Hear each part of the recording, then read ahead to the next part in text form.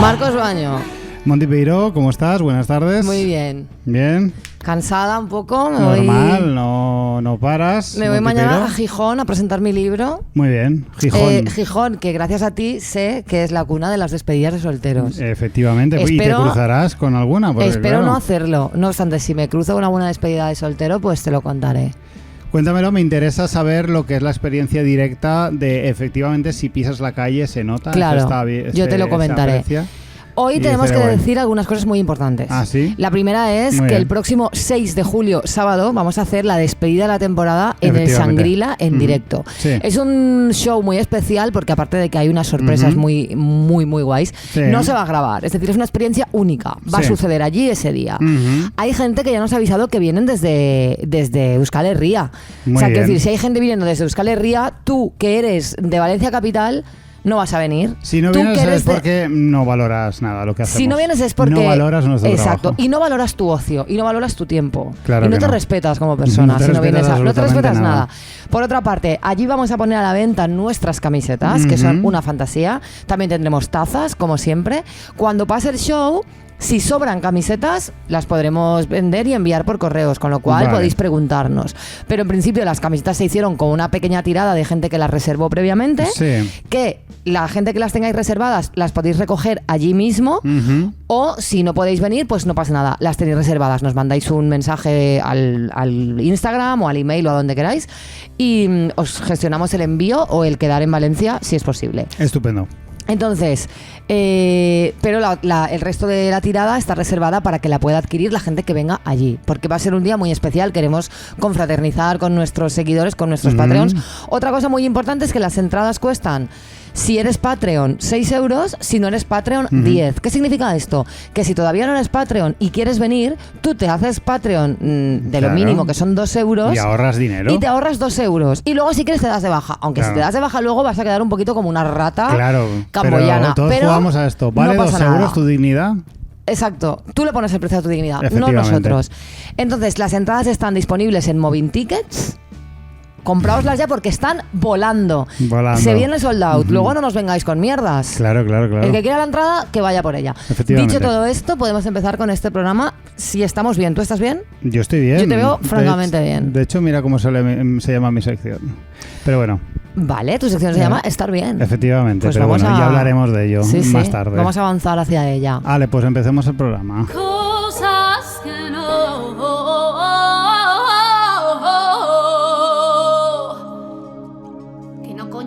Como tú bien sabes, he trabajado durante 2 días en una convención de alimentación. Future Food... Future, lo habías dicho súper bien. Future. Es que es una palabra que dicha en inglés es muy guay. Es muy cool. No como reír, love, que siempre no sabes nunca cómo decirlo. Love. Obviamente no hay nada como el castellano, que se escribe tal y como se pronuncia, o al revés. Sí, esta semana tuve yo, de hecho, una intervención en el trabajo en francés.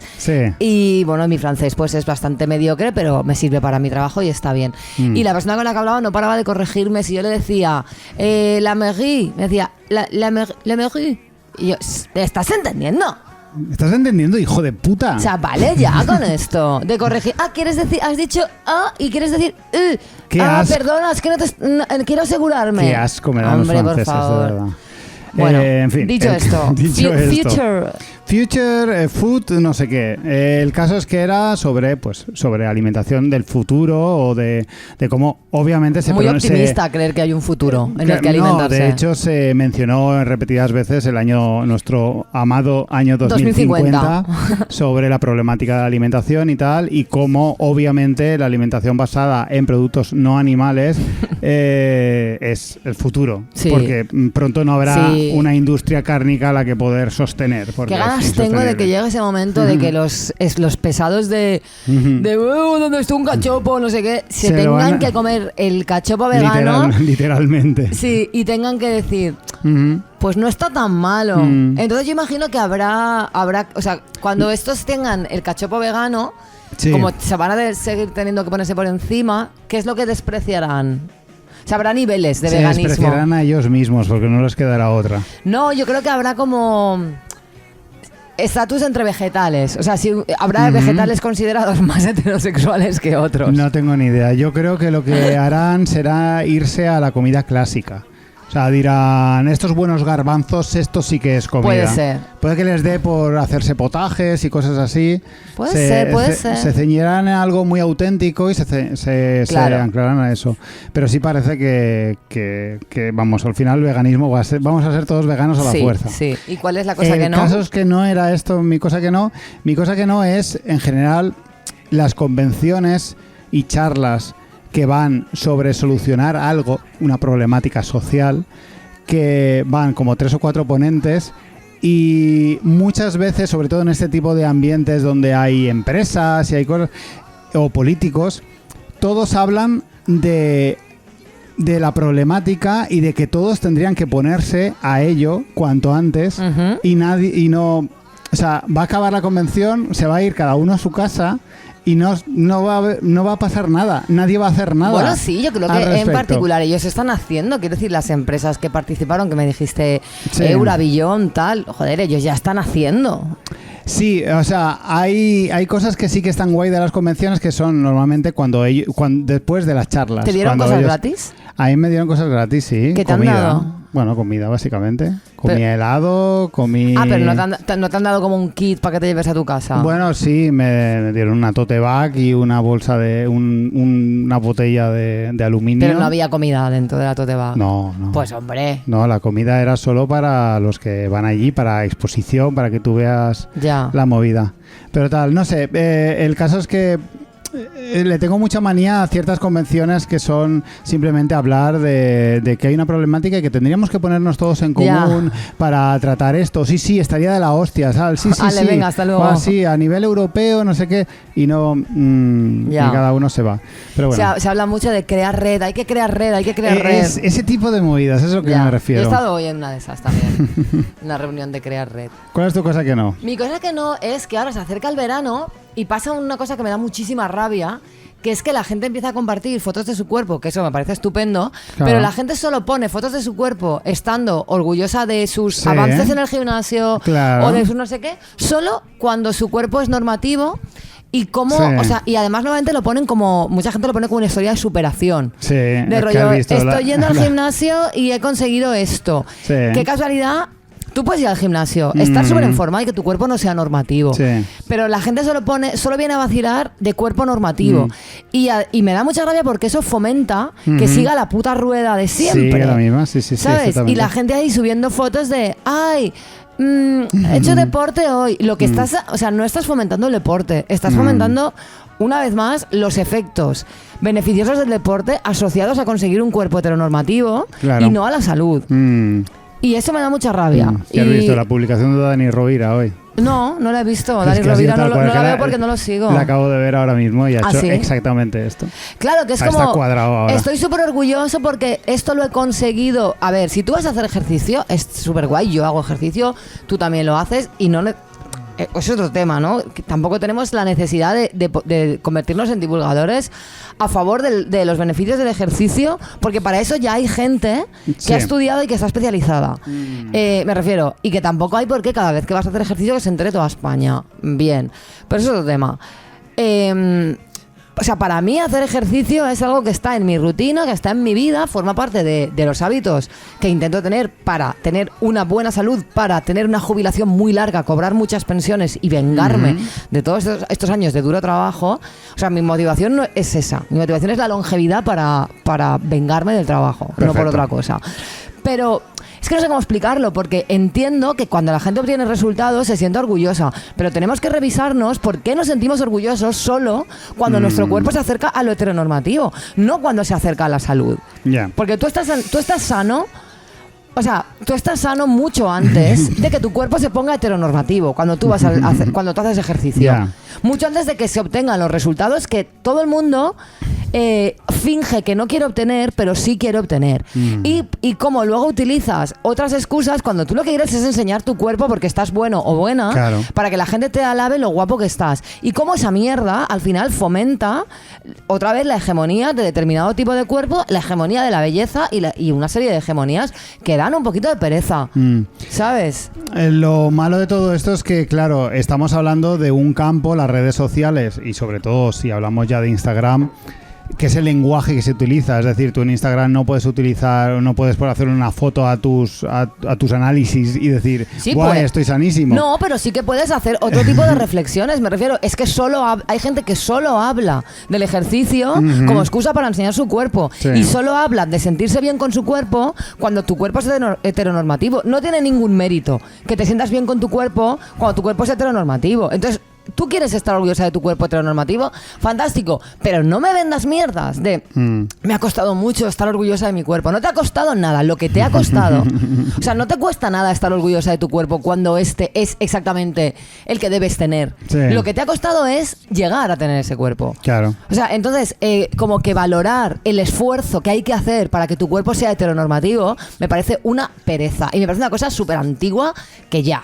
¿Sabes? Que ya. Otra cosa es que tú quieras compartir tus logros deportivos. Bueno, bien, genial. Que quieras compartir lo que tú quieras. Pero cuando solo estás orgullosa de tu cuerpo, cuando qué casualidad, es exactamente en lo más heteronormativo, tu pic de heteronormatividad, esto no tiene ningún mérito. Pues entonces yo el plan que llevaba de cuando esté cuadrado iba a subir eres un montón un de básico fotos. más, pues eres una persona básica más, que te digo una cosa, lo que hoy, o sea, el heteropatriarcado y toda esta movida, cuidadito, porque todo lo que hoy te beneficia, Sí. mañana es tu tumba. Por supuestísimo, porque todos vamos a acabar fatal. Claro, entonces, tíos, yo qué sé, vamos a dar una vuelta. Es una pesadilla. Que a todos nos gustan ser guapos, a todos nos gusta la belleza. Nosotros hablamos del privilegio de que tenemos cuerpos bastante heteronormativos per se. Que yo no estoy libre de nada de esto. Que yo me veo al espejo y si me veo una lorza me siento mal. O sea, que todo esto... Que yo también me lo digo a mí misma. Porque yo me siento como una mierda cuando me siento mejor... cuando estoy más delgada. Y a mí eso me sucede. Y luego, claro, o sea, es que es así. Entonces, pero claro, tendremos que poner todos de nuestra parte para romper con estas ruedas que nos llevan a odiarnos, a estar todo el rato en guerra con nuestros cuerpos, tío. Y esto es una pereza. No puedo más. Estoy de acuerdo, Montipeiro.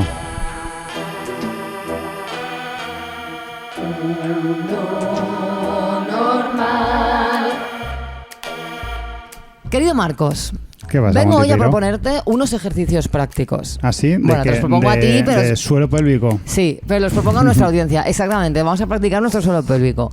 Bueno, supongamos Vale, venga, que tú eres un maestro de escuela, Vale. ¿vale? El profesor Marcos. Enrolladísimo. Y contemplas como en tu aula un niño le hace bullying a otro niño. Le trata mal sin motivo alguno. Le deja fuera de las actividades e intenta que los demás también lo hagan. Se ríe de él, le hace el vacío. ¿Tú qué haces? Le meto de hostias. Va, en serio, a un niño. No, hablar con él, no sé, a ver qué le pasa. Hablar con él Claro. e intentar mediar. Claro. ¿Vale? Ahora lo mismo, pero con adultos. Vale. En tu grupo de amigues, le hace lo mismo que hacen los niños a otro. Se sofistican las tácticas con la edad, pero el resultado es el mismo. Maltrato. A ti, el maltratador, te trata súper bien. A ti no te ha hecho nada. Te cae súper bien. Pero ves cómo trata al otro y sospechas que es porque le tiene envidia o rabieta de esta o tiricia o lo que sea. Tiricia, me gusta mucho esa palabra. Tiricia está muy Me bien. gusta como nombre incluso. El maltratado no sabe cómo reaccionar porque todo el mundo cree que el maltratador es alguien súper guay y no sabe si le van a creer. Así que no dice nada. Claro. Además, por culpa de sufrir este trato, su autoestima tampoco está en su mejor momento, lo que no ayuda a que pueda plantar cara. Pero como te digo, tú lo estás viendo y te estás dando cuenta. ¿Qué haces? Pues también le meto de hostias o hablo con él. Vale, hablas con él. Sí. Muy bien, aunque a ti no te haya hecho nada. A ver, todo depende de los grados de intimidad y los grados de amistad que tengas con cada persona, con todo eso. Es decir, a ver, no quiero adelantarme, no sé qué vas a hablar, no sé si la pregunta quiere que me explaye o es una pregunta... Bueno, de momento respuestas cortas y luego nos explayamos. Vale, ok. Venga, va, sigue. Tú intervienes, luego hablamos de esto. igual en niños que en adultos. Muy bien. Vale. Otro ejercicio práctico. Uh-huh. ¿Qué maldad tiene una magnitud mayor? ¿El genocidio palestino o la situación que te acabo de contar? Bueno, el genocidio palestino Es de una magnitud sí. mayor. Uh-huh. Sin embargo, ¿cuál afecta más a tu autoestima y vida diaria en el caso de que seas el maltratado del caso anterior? Obviamente, viviendo en España, pues te afecta lo que te afecta a ti directamente. Vale. Uh-huh. Y luego, ¿a ti qué te ha hecho el Estado de Israel? ¿O Benjamín Netanyahu? ¿Qué te ha hecho si ni siquiera los conoces? ¿Y Hitler? ¿Qué te ha hecho Hitler si ni siquiera habéis estado vivos en el mismo periodo de tiempo? Es más, a ti que eres rubio de ojos azules, seguramente tampoco te habría hecho nada, tampoco te habría ido a ti tan mal en la Alemania nazi. ¿Qué te han hecho a ti? ¿Qué te ha hecho a ti Benjamín Netanyahu? Porque a ti no te ha hecho nada. Uh-huh. ¿No? A ver, no sé. Yo, cuando fui rubio, igual me habrían tratado mejor. Pero ahora ya nada. Ahora yo soy... Tú sigues siendo bastante ario. Bueno, un poquito. Un poquito ario. Sí, un poquito ario. Te digo más. Las personas que fueron deportadas forzosamente, internadas en campos de concentración y torturadas por los nazis, que les hubieran dicho algo, ¿no? Que pusieran sus propios límites. Es que no es responsabilidad de la gente que pasaba por allí y veía lo que sucedía denunciar nada, porque a ellos los nazis no les estaban haciendo nada. De hecho, de vez en cuando les cae alguna casita de algún judío. Yo qué sé, lo tenían que haber hablado entre ellos, ¿no? Entre los judíos y los nazis. Sí, totalmente. Tenían que haber debatido sus diferencias, porque así es donde se llega a un buen puerto. Claro, y la gente que vivía, por ejemplo, rodeando el campo de Sachsenhausen, en Oranienburg, que hay bastantes viviendas, esa gente lo estaba viendo todos los días, pero es que a ellos no le estaban haciendo nada. Nada, absolutamente. Claro. Hago todas estas preguntas porque son las mismas que me hago yo para saber cuándo debo posicionarme en un conflicto. Porque estoy harta de sufrir en mí misma y de ver a mi alrededor la tibieza de la gente y cómo esa tibieza legitima las microviolencias diarias. Y digo microviolencias porque sí, obviamente no estoy hablando de que te peguen un tiro o de que arrasen tu ciudad, pero la realidad es que esas microviolencias generan malestar, depresión, falta de autoestima, muchísima tristeza en la gente que lo sufre y acaban dejando la tan en boga salud mental un poquito maltrecha. Sí. Y esto es una mierda, porque esas microviolencias se sustentan y son posibles gracias a la pasividad de la gente. Y no me voy a cansar de decir esto. Ya basta de esta mierda, joder. Ser leales implica defender a nuestros amigos, incluso delante de otros amigos. Y ser leales también es saber decirle a un amigo, te estás portando como un auténtico maltratador con esta persona. O, aunque no te des cuenta y no lo hagas con esa intención, estás cometiendo un abuso. O, creo que deberías reflexionar sobre tu actitud con esta persona porque me hace sentir mal contemplar lo que le estás haciendo. Y por supuesto, la lealtad también debería ser capaces de repensarnos, porque todos somos susceptibles de tener conflictos, no saber manejarlos y acabar ejerciendo algún tipo de violencia. Eso no nos convierte en Hitler, pero si nos lo muestran, un poquito de humildad y de autocrítica, no pasa nada. Y si nos lo muestran y no hacemos nada, pues oye, que igual un poquito mala gente sí que somos. Porque no siempre somos conscientes del daño que causamos, pero una vez lo somos, la diferencia la marca nuestra actitud. Basta de legitimar el mantenernos al margen con que somos adultos y cada uno tiene que encargarse de lo suyo. Todos hemos aprendido, gracias a las campañas sobre violencia de género, que la víctima no siempre puede hacerse cargo, que las violencias anulan, minan la autoestima y dejan a quien lo sufre en situaciones muy vulnerables. Todos aprendimos que eso son cosas de pareja y se arregla en casa, es una conducta que perpetúa la violencia y que ese no posicionarse implica posicionarse con el agresor. Pues tengo una mala noticia para la gente tibia. Funciona igual con todas las violencias. Así que no es igual tu amiga la que está sufriendo violencia que tu amiga la que la está ejerciendo, por muy bien que te caigan las dos. Decidir no meterte es decidir posicionarte con la que la ejerce y permitir que la violencia siga perpetuándose. Tu amiga, la que está siendo violentada, necesita que te metas, que tomes partido. Y sé que es incómodo, pero lo siento, la vida adulta no es fácil y exige que nos mojemos. Pretender no formar parte de ningún conflicto ni posicionarte en nada es lo más naif, ingenuo, absurdo, tibio y ridículo del mundo. Y te convierte, por cierto, en una persona un poco de mierda.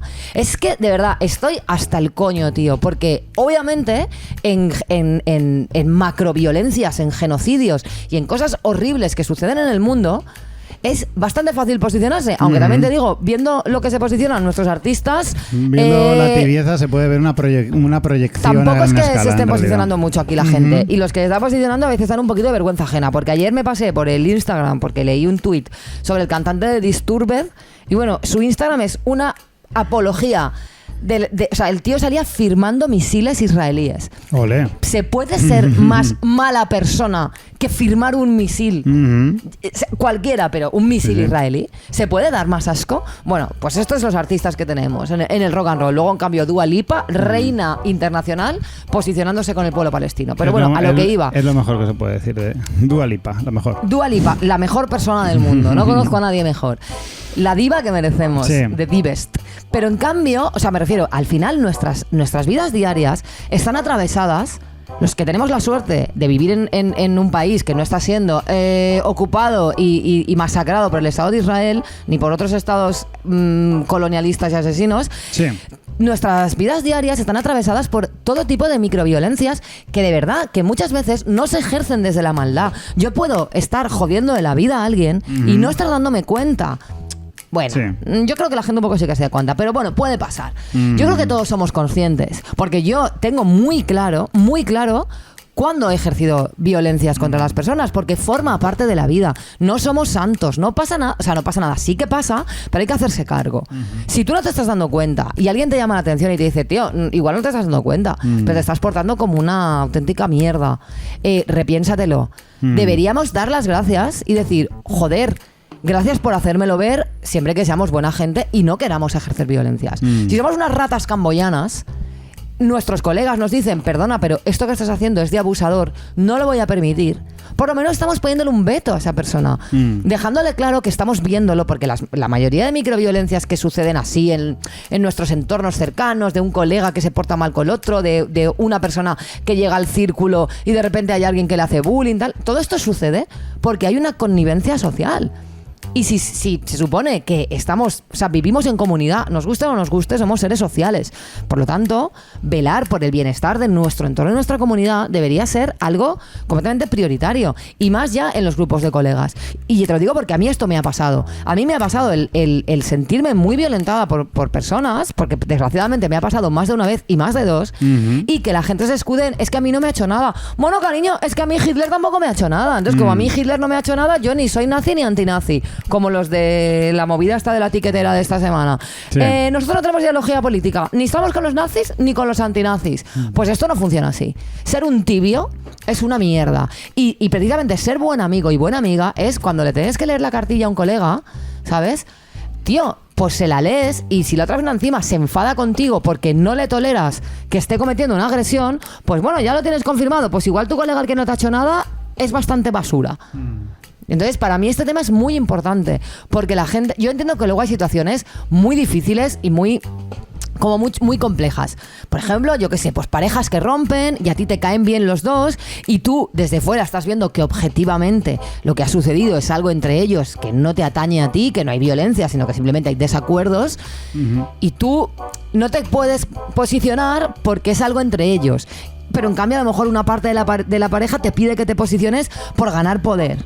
Eso es complicado y hay veces que ni siquiera tenemos toda la información. Ahí es verdad que se dan situaciones muy difíciles, pero es que la mayoría de veces que yo he visto que la gente no se posiciona, era muy fácil posicionarse. Era muy fácil decir, tú te estás portando como una mierda y esta persona está siendo violentada, y como está siendo violentada y nadie la está defendiendo, se está sintiendo completamente indefensa, completamente vulnerable, y no puede hacerse cargo, no puede ir ella y decirle a esta persona, oye, tú deja de tratarme mal. Si lo entendimos con la violencia de género, ¿por qué coño con estas cosas no la entendemos? Tío, es que estoy hasta el coño, como puedes ver. Sí, se nota que estás hasta el coño. Por lo que sea. A ver, esto es... es un universal que ha pasado toda la vida y seguirá pasando desgraciadamente, que es las diferencias que hay entre las relaciones sexoafectivas y las relaciones de amistad. Hay como reglas distintas cuando en teoría no deberían ser tan distintas porque estamos hablando de relaciones humanas porque interpersonales. O sea, hemos hablado mucho de la toxicidad y de las relaciones tóxicas de pareja, pero la amistad romántica y la amistad tóxica existen también. Todo por hacer, ¿eh? Todo por hacer. Y está todo por hacer porque es muy tabú. O sea, Súper. Es un tabú extraño porque obviamente a todos nos impacta mucho más las relaciones sexoafectivas por lo que sea, hay más en juego, o sea, hay emociones bueno, porque la mucho familia más y la vívidas. pareja son la base del sistema capitalista, es que, quiero decir, por simplificarlo mucho, pero es así. Y como que todos tenemos mucho más presente todo el dolor que puede ocasionar un problema en una relación sexoafectiva. En cambio, la amistad se presupone. La amistad, como no implica, por ejemplo, la convivencia bajo un mismo techo, por ejemplo. Claro, pero muchas veces tú puedes huir de una amistad temporalmente. Tú puedes alejarte, puedes estar como puedes manejarlo, es más flexible. Las leyes están muy por escribir en ese sentido.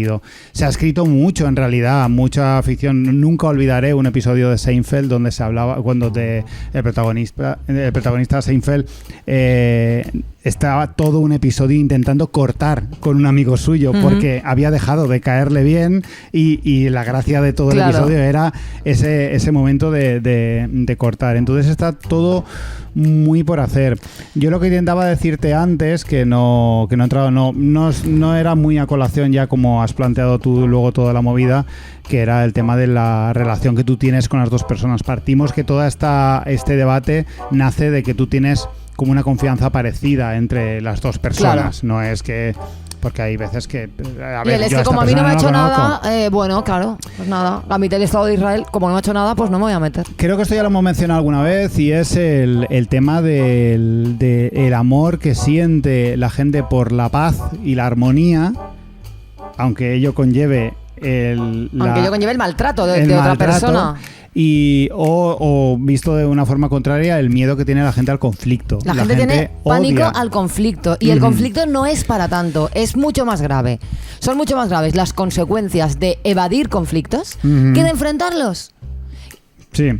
A ver, en estos casos que tú lo planteas es que es tal cual. O sea, el momento del conflicto es incómodo. Obviamente decirle a un amigo en común, ¿te has dado cuenta que estás comportándote mal? O sea, todo lo que has hecho previamente está mal. Lo has hecho mal y has hecho daño a otra persona y tú sabes perfectamente que a esa persona le va a sentar mal que se lo digas. ¿Pero por qué le va a sentar mal? Quiero decir, si es consciente... Porque se ha comportado así, creyendo que es lo normal. Pero no es creyendo que es lo normal. De hecho, yo he visto, o sea, creo que hay mucha gente que obtiene un pequeño placer que es tan pequeño que no llamaría a esas personas ni siquiera sádicas, ni malas personas, ni maltratadoras. Pero hay gente que obtiene un pequeño placer en machacar a ciertas personas que les sacan sus inseguridades o les demuestran... O sea, las envidias, tío, es que la envidia existe y no hace falta... O sea, la gente yo creo que envidia muchísimo más a gente de su entorno que tiene vidas muy similares que a Madonna. Sí, ¿sabes? Entonces yo creo que hay como un pequeño placer en machacar un poquito a alguien que te da rabia y a la gente muchas veces eso no lo está haciendo desde la maldad absoluta. La gente no puede ser buena gente y estar dejándote llevar un poquito por eso.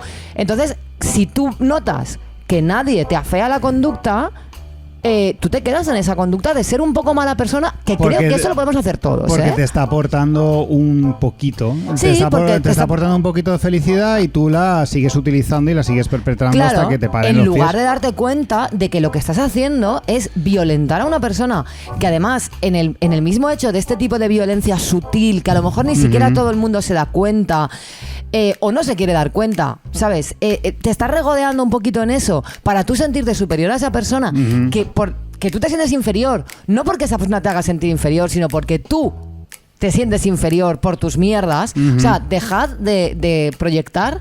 Es de, cariño, trabajas en un cine porque se te da genial la proyección. O sea, dejad de proyectar vuestras mierdas en la gente y de creer que la gente tiene que aguantar vuestras microviolencias que os dan como una unidad de que se joda, cuando no tenéis ni el valor de reconocer lo que os pasa. Contaos a vosotros mismos. Pues mira, esta persona me da envidia. ¿Me da envidia? Yo no hablaría tanto de envidia, que existe, por supuesto. O sea, no estoy negando. Sí, no, es solo una de las emociones que están detrás, pero. No creo que la envidia mueva el 100% de todas estas actitudes. Pero sí que me gustaría destacar de este tema cómo realmente. Una cosa que me gusta mucho, que es que ya podemos cumplir años, ya podemos crecer, ya podemos ser adultos. El patio del colegio. Pero es el patio del colegio. Estamos hablando de bullying, estamos hablando de conductas de bullying total que se mueven por los mismos mecanismos, que es en realidad ves una porción de poder y la ejerces. Y la ejerces. Exactamente. Porque te hace sentir un poquito Exacto. bien. Y es lo que dices tú, dentro, cuando hay un grupo de amigos, un grupo de... O sea, donde hay algo amplio donde uno se puede esconder, se disfraza muy bien todo esto. Sí. Yo creo que en todos los grupos de amigos hemos vivido como una persona siempre le vacila a otra, ¿no? Y podemos verlo como un estilo de relación, ¿no? Esta persona siempre se está como echándole pullitas. Claro. Pullitas, pero en plan, no, es que es su estilo relacional, ¿no? Pero es que te has parado a pensar en algún momento en que igual la persona que recibe las pullas no está cómoda con esa situación. Y eso pasa mucho.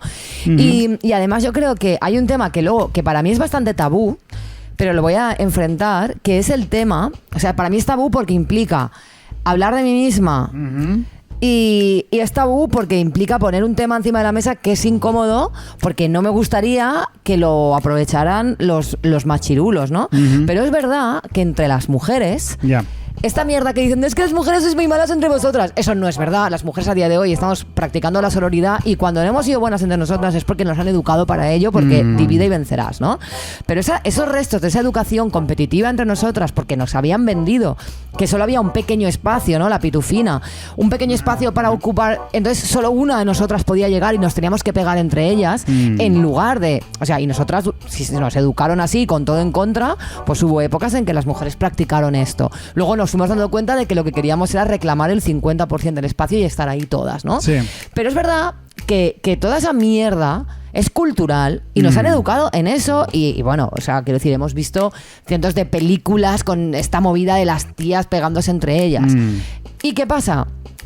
Que hay una movida que sucede, que es entre las propias tías, y aunque también sucede con los tíos, porque obviamente la misoginia es patrimonio de los hombres, que es cuando una mujer rompe un poco los esquemas de lo que es ser una mujer clásica. O sea, cuando tú eres una tía como yo, que no paso desapercibida porque tengo cierto carisma o porque hablo alto, porque no me callo, porque bla, bla, bla, hay como más legitimidad para ejercer violencia. No digo que seamos las más afectadas, porque obviamente que hay para todas, pero que hay un rol, no sé, como un estereotipo muy concreto de tía, que pues lo sé porque yo he hablado con muchas amigas que nos sentimos identificadas un poco de ese arquetipo de la mujer, pues eso, ruidosa. A mí me decían desde el colegio, me han dicho siempre que hablo mucho, que llamo mucho la atención y que me calle en clase porque no paraba de dar la nota y de liderar revoluciones con los compis de clase porque no sabían no sé qué, ¿no? Sí. Entonces cuando eres ese tipo de tía, hay un poquito de placer en intentar aplastarte, porque tú de qué vas saliéndote de la norma. Y todavía hay tías a las que eso le sucede. Entonces es como, tía, no seas garrula, súbete al carro de la sororidad, déjate esa mierda, ¿sabes? Y aquí hay espacio para todas, para las gritonas, para las tímidas, para las calladas, para todas. Esto de estar pegándonos entre nosotras, cariño, esto ya está superado. Esto quedó abolido por las Spice Girls en los años 2000. Que se implantó el Girl Power y se acabó con esta mierda. Y no tengo nada más que decir. Pues muy bien, Monty Peiro, pues dicho queda. La turra emocional.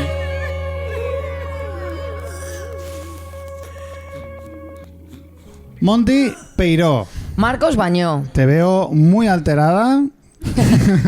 Dime que me calme, por favor. Cálmate, haz el favor.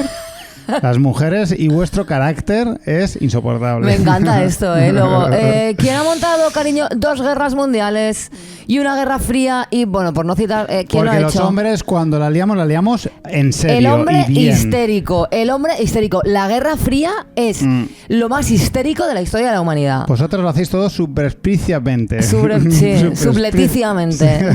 Y vosotros ahí. Pues no te hablo. Pues guerra fría. Pues guerra fría, a tope. Nosotros es lo mismo, pero con misiles. Exactamente, claro, es que sois unos histéricos. Efectivamente. Pues nada, Monty, Se acaba la temporada ya. Estamos llegando al ocaso. Este es el penúltimo programa, pero yo lo voy a tratar como si fuera el último, porque el último lo vamos a dedicar El último está en manos de nuestros oyentes. Efectivamente.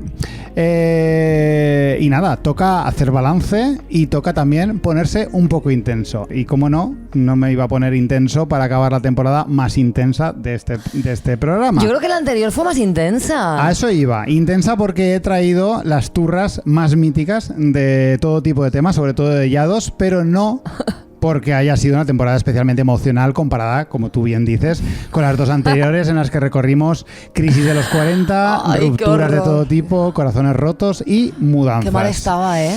Y ahora Muy estoy mal. medio bien, ¿eh? Fíjate, me da un poco de miedo decirlo, pero estoy medio bien. De eso iba el tema. Y es que tenemos que admitir, Monty Piró, que estamos bien. Estamos bien.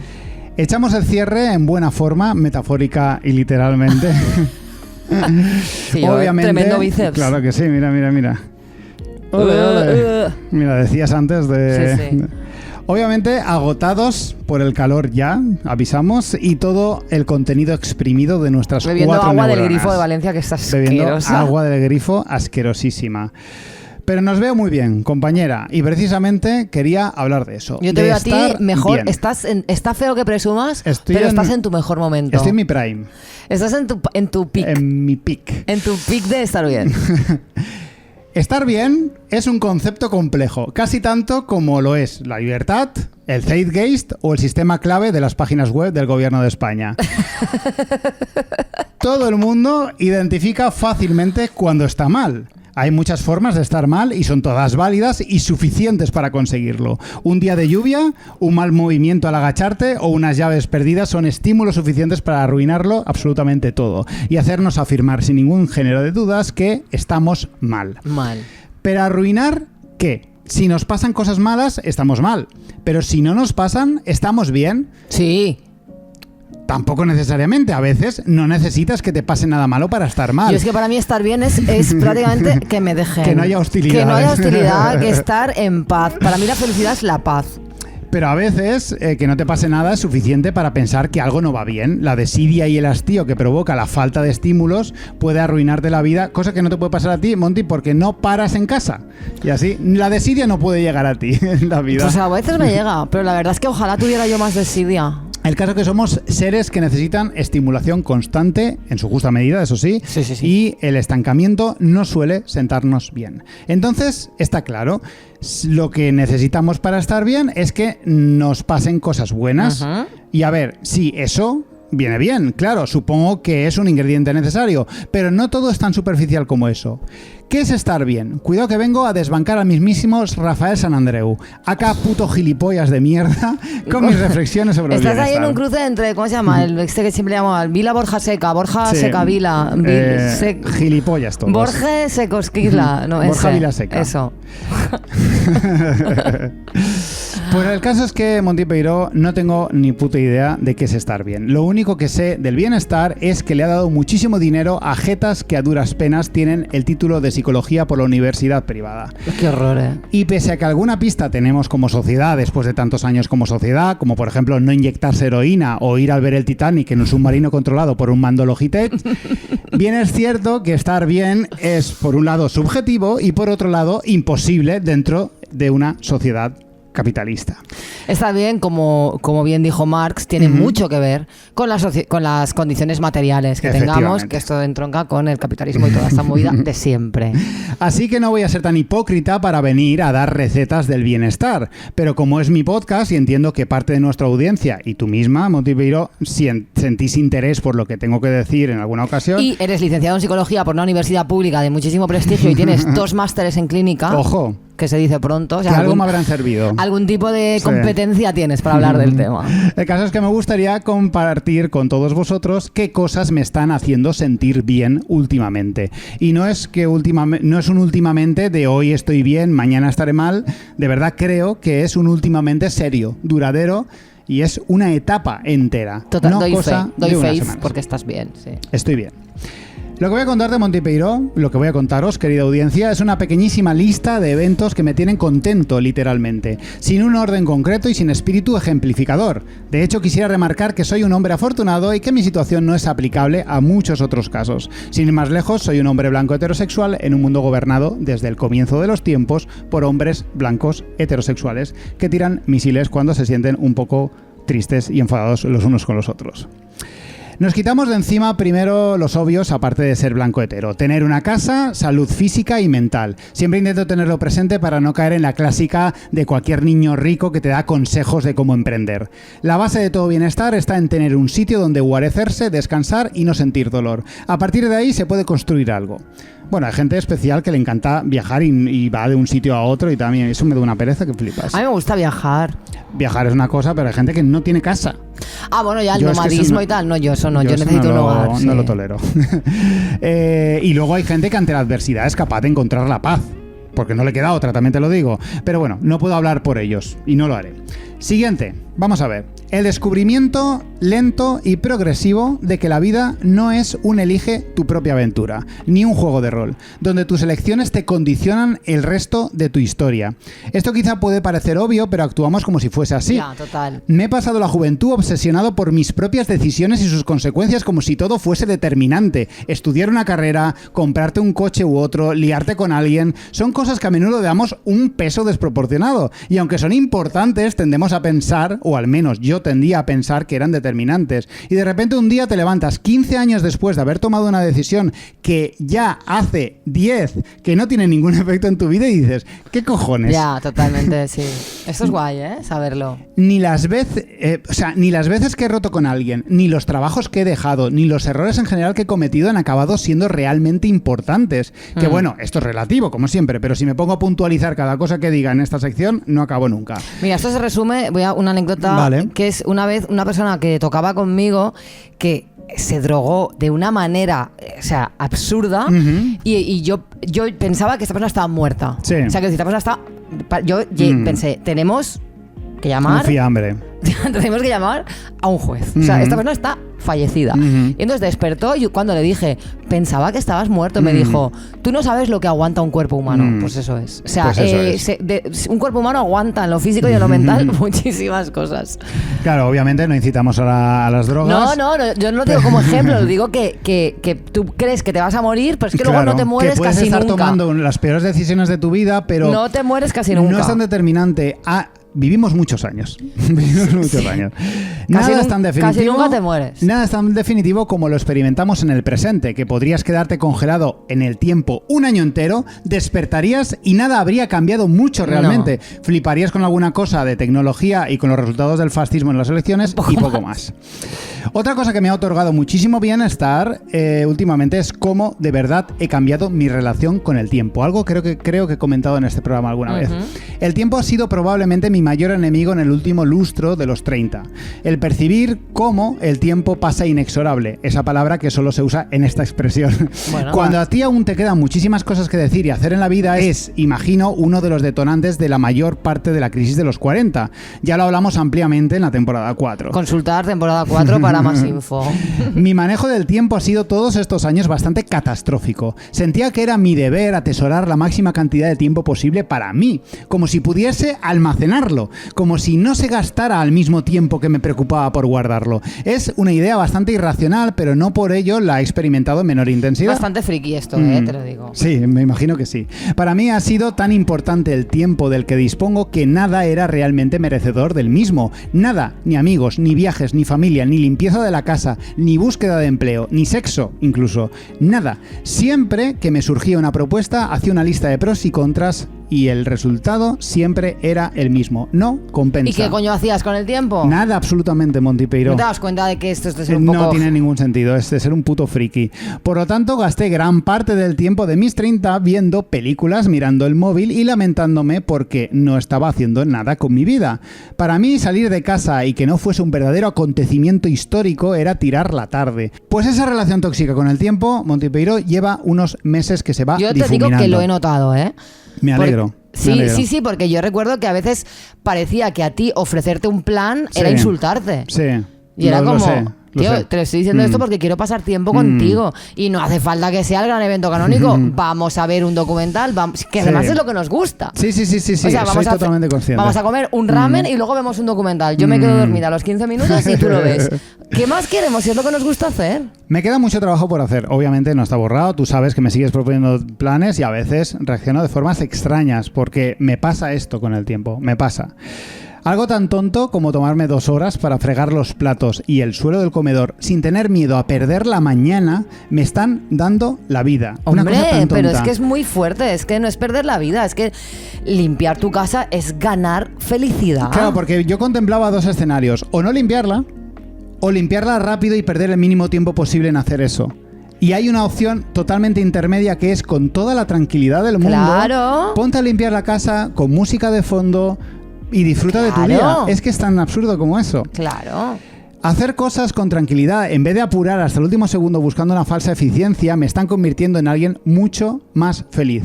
Aún me queda mucho trabajo por hacer. Ahora mismo estoy con el tema de apurar salir de mi casa para llegar justo a la hora a los sitios, lo que convierte mis desplazamientos en carreras estresantes contra reloj. Da igual quedar con amigos o yendo a trabajar. Nunca llegaré muy tarde a ningún sitio, pero siempre 5 minutos de rigor, que tú lo sabes muy bien, enfadado y sudando porque no encuentro sitio para aparcar. Eso cuando no me entran ganas de cagar justo cuando cojo las llaves para salir, que es una cosa que me pasa siempre. El caso es que recientemente estoy descubriendo la tranquilidad de salir con tiempo. El secreto de la vida. Es una maravilla. Otra cosa que me ayuda muchísimo y me salvó en mis 30 fue la certeza de que todo pasa. Aunque desgraciadamente también se aplica a las cosas buenas, entender completamente que todo pasa es sinónimo de salud mental. Saber que un día que lo estás pasando fatal por lo que sea o simplemente tu mente decide hacerte creer que tu existencia carece de significado, para mí lo mejor que se puede hacer es pensar en que mañana o pasado ya no te sentirás tan así y deja de darle vueltas. No sé si se ha entendido esa... Sí, claro, totalmente. Sí, que tú que te pasa algo y dices, yo solo pienso mucho de rollo, bueno, esto va a pasar. Esto va a pasar. El problema de este tipo de pensamientos destructivos es que, como solucionadores de problemas e identificadores de patrones crónicos que somos, no podemos evitar darle vueltas. ¿Qué podemos hacer ante la sospecha de que nuestra existencia es superflua? Pues nada, absolutamente. Esto tiene mucho que ver con el miedo a la muerte y cómo a veces la aceptación de la inevitabilidad de nuestra propia finitud es el mejor camino para superarla. La no existencia es un concepto que no podemos manejar, pues solo hemos vivido lo contrario y cuando dejemos de hacerlo no estaremos ahí para experimentarla. Así que lo mejor es no darle vueltas. Mañana estaré mejor. Parece una estupidez de frase, pero a no ser que sufras algo clínico, suele ser... Y crónico suele ser cierta. Otra cosa que inevitablemente me ha ayudado y no puedo ignorar es el ejercicio físico. Gente que ya me jode a mí decirlo más que a vosotros escucharlo, pero hacer ejercicio está guay. La clave es encontrar algo que te motive a moverte, algo que va más allá de estar fuerte o estar más atractivo, como hemos hablado antes. Es la sensación de control que te da un cuerpo que se ejercita, que se mueve. Al menos en mi caso, hablo de mi experiencia personal. El sentir esa sintonía que hay contigo y tu cuerpo. No quiero extenderme más porque parezco típico fan del gimnasio, pero a mí personalmente me ha venido muy bien. Otra, renunciar al pesimismo romántico por defecto. Tú sabes que yo he estado anclado en esto mucho y yo creo que en alguna etapa te lo contagié un poquito. Sí, yo también, pero yo lo manejo más como algo performático. Sí, yo creo que tiene valor como algo performático. Yo me he cansado de él porque me estaba afectando. O sea, me he cansado de él. En su día era divertido, el meme clásico de la adolescencia en el que solo te quieres morir y ya está.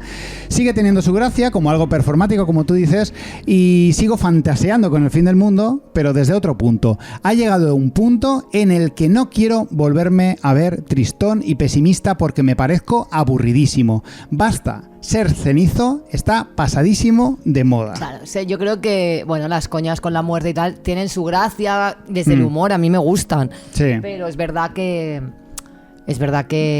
hay gente a la que se la come esto y... Mira, y bueno. Hay una pareja de cómicas en Instagram, que ya hemos hablado de ellas, las Verdunch, que obviamente, y es normal que no le caiga bien a mucha gente, son muy histriónicas y tal, pero una cosa que admiro mucho de ellas es cómo han establecido el código opuesto a la adolescencia que veníamos manejando nosotros.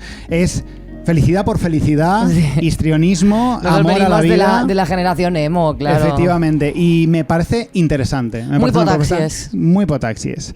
Y acabo con la más importante y la más difícil de explicar, aunque no me voy a extender. He conseguido darme mucha menos importancia. Bueno, que suenen las alarmas, que se toquen las trompetas y las bubucelas. Un hombre heterosexual blanco ha conseguido darse menos importancia.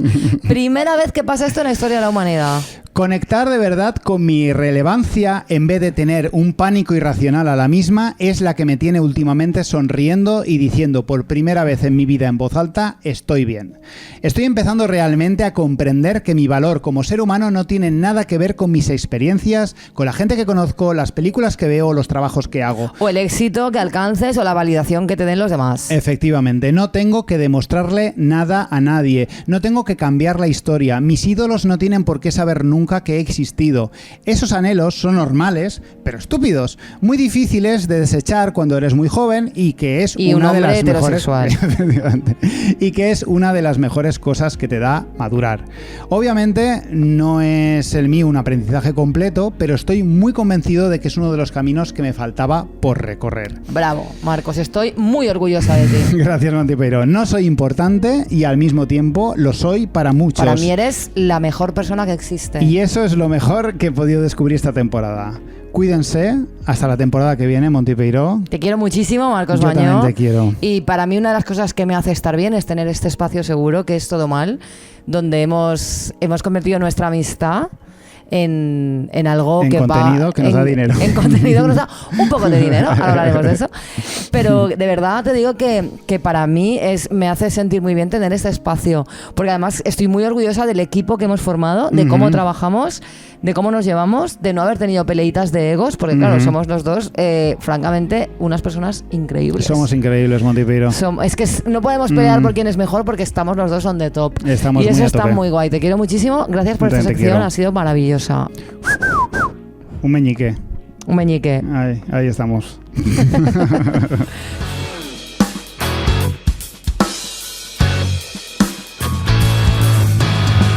Bueno, pues nos vamos a despedir, no sin antes recordaros que podéis ser Patreons, podéis pagar este programa y todos los demás, podéis pagarnos las vacaciones, porque aquí creemos en el esfuerzo de millones de obreros que han peleado para tener derecho a las vacaciones, que son muy importantes.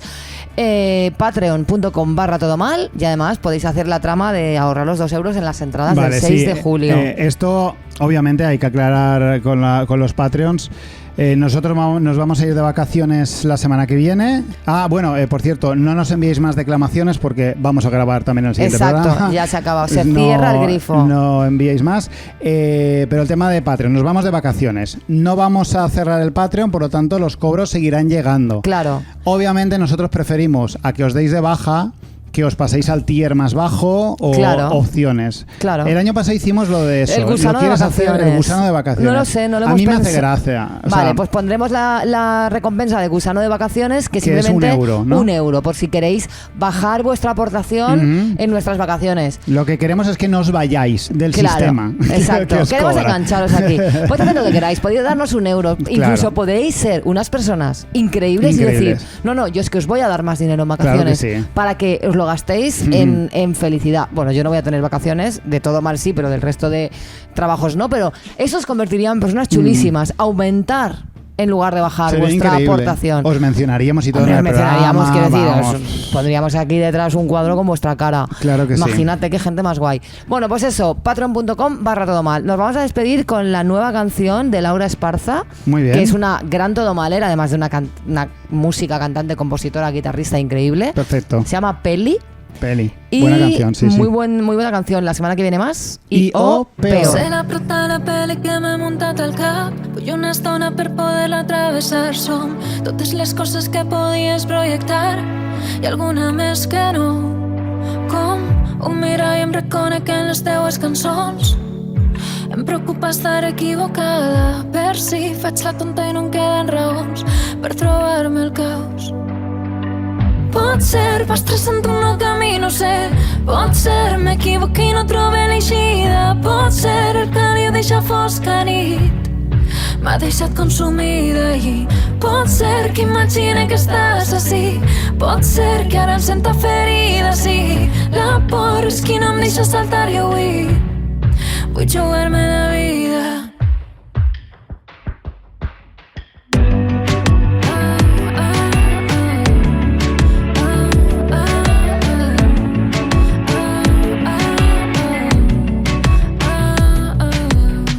Crec que acostume a dubtar de mi per si no trobe les respostes. Ja sé que no hauria de ser així. He pensat en tu més del compte, nadant en un riu a contracorrent. Quasi no em queden forces i ja sé que no hauria de ser així. Sóc la llum i les ombres,